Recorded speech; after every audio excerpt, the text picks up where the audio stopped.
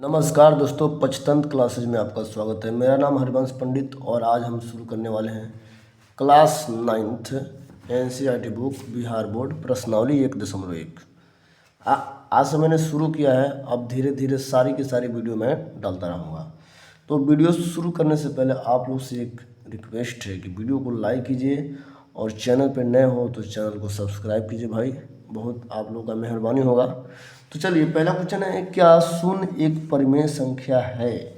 क्या आप इसे P बटा Q के रूप में लिख सकते हैं, जहाँ P और Q पूर्णांक है और Q नॉट इक्वल टू 0। तो यहाँ हल में क्या होगा, क्या शून्य एक परिमेय संख्या है? तो यस, हाँ, शून्य एक परिमेय संख्या है, परिमेय संख्या है। अब क्यों है तो मैं आप लोगों को बताता हूँ। कह रहा है कि इसे P बटा Q के रूप में। चलिए, हम 0/6, 0/11, कोई भी संख्या रख लो, 0 समथिंग जो मन जो रख लो, 2 रख लो, 0/5। आप बटा के नीचे कुछ भी रखोगे तो इसका मान क्या आएगा? 0 आएगा। लेकिन ये परिमेय संख्या के रूप में है, 0/6, 0 बटा के रूप में है ना, तो ये जो है हम इस प्रकार लिख सकते हैं। लेकिन कह रहा है P और Q पूर्णांक। अब यहाँ पे पूर्णांक का दोस्तों रेंज होता है, -∞ से लेके -3, -2, -1, 0, 1, 2, 3, 4, इसी तरह अनंत यानी इन्फिनिटी, यानी इसका रेंज होता है। तो आप यहाँ पे रूल के क्यों लिख रहे हैं, आप जो है देख सकते हैं कि ये P बटा Q, यहाँ में से P का मान 0 और Q का मान 0 छोड़कर कुछ भी लिख सकते हैं। अब एगो मैं नोट लिखता हूँ दोस्तों, अगर हम किसी संख्या के बटा 0 करते हैं, मान लीजिए 5/0 लिखते हैं, तो इसका मतलब इन्फिनिटी होगा, शून्य नहीं होगा। इसलिए Q नॉट इक्वल टू 0। किसी भी संख्या के बटा अगर 0 करते हैं, जैसे मैं 11/0, तो इसका मान नहीं निकलता है, ये हो जाता है अपरिभाषित। तो इसलिए परिमेय संख्या का नियम है P बटा Q। P और Q तो पूर्णांक तो होना ही चाहिए, लेकिन Q कभी भी 0, ये यानी हर, ये अंश होता है और ये हर होता है, तो हर का मान कभी भी 0 नहीं होना चाहिए। चलिए, नेक्स्ट क्वेश्चन है, 3 और 4 के बीच 6 परिमेय संख्या। पहले तो हम क्या करेंगे, तुल्य भिन्न बनाएंगे।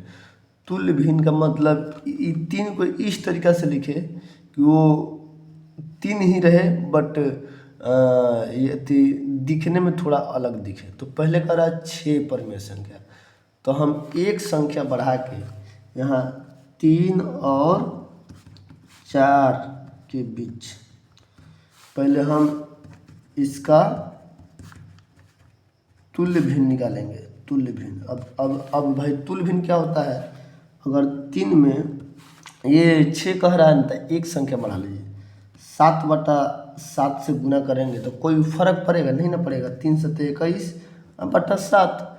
फिर इसको कटाओगे तो 3 आ जाएगा, तो कोई तो फर्क यहाँ नहीं पड़ रहा है। उसी तरीके से 4 में 7/7 से गुना करते हैं तो इसका भी मान 28/7 आता है, यानी 4 7, इधर आप देख सकते हैं 28/7 की जगह तो 4 आ जाएगा।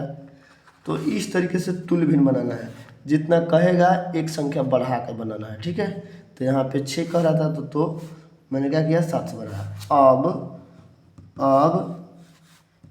3 और 4 के बीच बराबर 21/7 और 28/7 के बीच का परिमेय संख्या बराबर। चलिए, 21 को छोड़िए, उसके आगे 22/7, 23/7, 24/7, 25/7, 26/7, 27/7, ये 28/7 ऑलरेडी है। अब आप गिन के देखिए 6 जो है 6 पुर गया होगा, 1 2 3 4 5 6, यही आपका हो गया आंसर। ये इसी तरीके से बनता है। और भी सारे तरीके हैं जो आप अपना सकते हैं, जैसे 3 के बाद 3.1 कीजिएगा तो 31/10 हो जाएगा। इस तरीके से आप जो है बना सकते हैं, बट ये जो है सूटेबल जो है बुक के अनुसार इसी तरीके से बनता है। चलिए नेक्स्ट क्वेश्चन है 3/5 और 4/5 के बीच 5 परमेय संख्या निकालिए। चलिए यहाँ पे हम देख रहे हैं दोस्तों कि 3/5 और 4/5 इसका हर सेम है, 5 भी है 5 भी है। तो हम ऐसे तरीके से बनाएंगे कि हमें जो है इस चीज़ में जो ये वाला फार्मूला था ना फर्स्ट वाला, वही फार्मूला हम लगाएंगे। 5 पूछ रहा है ना, तो इसको 6/6 से गुना करेंगे, तुल्य भिन्न बनाएंगे। तो इसका तुल्य भिन्न देखिए, इसका तुल्य भिन्न कैसे बनाएंगे देखिए, 3/5 है, 5 तो पूछ रहा था, हम 6/6 से गुना कीजिए, ये 6 कट जाएगा, आपस में 3/5 ही रहेगा, ठीक है। लेकिन काटना नहीं है, इसको बनाना है, ये 6/6। तो 3 छक 18, 5 छक 30 और 4 छक 24 और 5 छक 30, 5 छक 30। अब जो है दोस्तों हम क्या करेंगे, इसके बीच 5 परमेय संख्या आसानी से निकाल देंगे।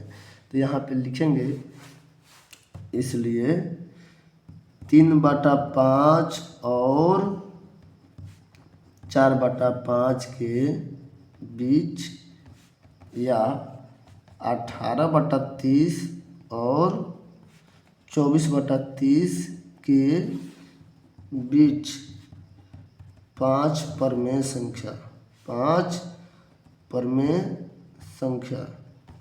देखिए यहाँ पे 28 के बीच 6, यहाँ 6 लिखना चाहिए था, सॉरी 6 परमेय संख्या, यहाँ भी क्या लिखे 5 परमेय संख्या।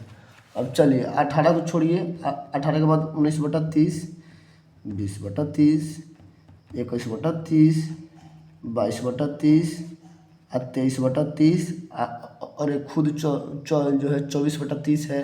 तो आप काउंट करेंगे 1 2 3 4 5, 5 आपका निकल चुका है। ये इस तरीके से बनेगा। अगला दोस्तों क्वेश्चन है, नीचे दिए गए कथन सत्य है या असत्य। सत्य का मतलब होता है सच्चाई यानी सही, और असत्य का मतलब होता है गलत। अब कारण के साथ बनाना है, तो चलिए हम पहले इसका 1 नंबर पढ़ते हैं। दोस्तों अगर आप मेरे चैनल पे नए हो तो प्लीज़ चैनल को सब्सक्राइब कर दो यार, और वीडियो को लाइक कर देना ज़रूर, ताकि ये वीडियो आगे कुछ ऐसे दोस्तों के पास पहुंच सके जो नए नए हो, देख रहे हो। चलिए, प्रत्येक प्राकृत संख्या एक पूर्ण संख्या होता है, तो ये जो है इसका आंसर होगा सत्य। अब क्यों सत्य है, कारण के साथ बताता हूँ। अब कारण मैं लिख के आपको नोट डाउन कराता हूँ। यहाँ आपको प्राकृत संख्या का जो परिसर होता है, परिसर यानी रेंज, ये तुम्हारा गिनती की संख्या था, 1 2 3 4 5 से लेके इन्फिनिटी तक। आप पूर्ण संख्या का जो परिसर है वो 0 1 2 3 4 5 इसी तरीके से इन्फिनिटी है। तो आप देख सकते हैं कि ये मैं 0 को छोड़ के ही 1 से लेकर इन्फिनिटी तक ये तो प्राकृत संख्या है। तो ये पूरा जो है पूरा प्राकृत संख्या पूर्ण संख्या हो सकता है, लेकिन सभी पूर्ण संख्याएं प्राकृत संख्या नहीं हो सकती है। समझ रहे हैं ना मेरे बात, यानी पूरा पूर्ण संख्या पर प्राकृत संख्या नहीं हो सकती है, लेकिन प्रत्येक प्राकृत संख्या एक पूर्ण संख्या हो सकती है। तो यहाँ पे हम क्या लिखेंगे, अतः सभी प्राकृत संख्या एक पूर्ण संख्या हो सकती है, लेकिन सभी पूर्ण संख्या प्राकृत नहीं होगी। प्राकृत संख्या नहीं होगी, क्योंकि जीरो प्राकृत संख्या, जीरो जो है प्राकृत नहीं है, प्राकृत नहीं है। ठीक है, चलिए दूसरा है, दूसरा क्या है देखिए, प्रत्येक पूर्णांक संख्या एक पूर्ण संख्या होगी। प्रत्येक पूर्णांक का बात हो रहा है। चलिए पहले हम तब पूर्णांक का यहाँ पे चर्चा किए थे, तो ये जो है आंसर पहले लिख देता हूँ, असत्य। क्या होगा? असत्य। अब क्यों असत्य होगा मैं बता रहा हूँ। पूर्णांक का पहले रेंज बताता हूँ। पूर्णांक का परिसर यानी रेंज, इसका माइनस इंफिनिटी से लेके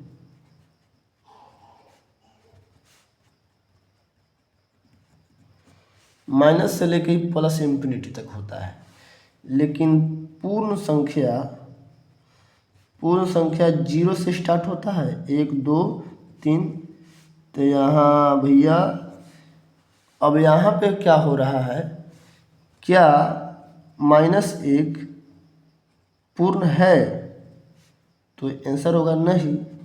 -2 पूर्ण है, -3 पूर्ण है तो नहीं ना है, तो इसीलिए क्या होगा? असत्य होगा।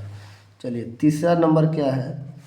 तीसरा नंबर क्वेश्चन है, प्रत्येक परमेय संख्या एक पूर्ण संख्या होता है। तो जी नहीं, परमेय संख्या बटा के रूप में होता है और बटा के रूप में नहीं भी होता है, लेकिन पूर्ण कभी भी बटा के रूप में नहीं होता है।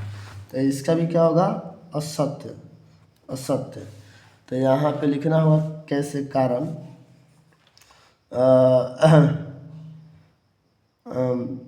3/4 कथी है? परमेय है। 3/4 कथी है? परमेय है। लेकिन 3/4 पूर्ण नहीं है, इसीलिए असत्य है।